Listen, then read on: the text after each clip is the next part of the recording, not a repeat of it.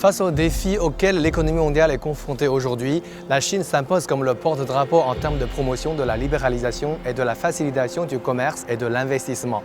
L'initiative Ceinture et Route incarne à juste titre cette entreprise car son volet commercial revient, selon Xi Jinping, et je cite,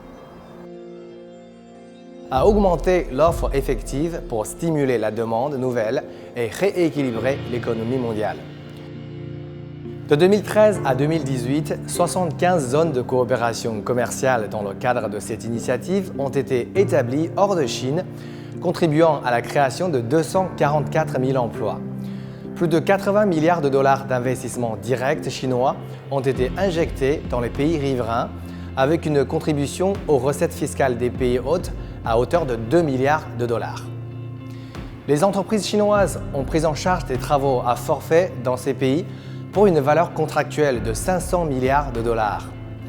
Les importations et exportations entre la Chine et ces pays pendant ces 6 années ont dépassé les 7 000 milliards de dollars, sur lesquels les entreprises privées chinoises ont contribué à hauteur de 43%. Brillant bilan non seulement en termes de volume, mais aussi de diversité des échanges. Prenons l'exemple du train Chine-Europe que nous avons évoqué dans l'épisode précédent.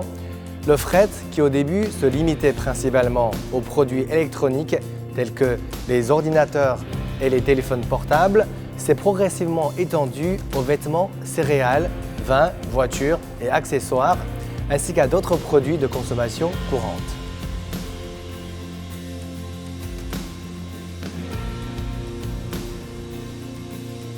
Les agrumes produits à Yichang, emballés dans des conteneurs réfrigérés dans un convoi parti de Wuhan, traversent le continent eurasien pour arriver au bout d'une quarantaine de jours sur les tables des familles européennes.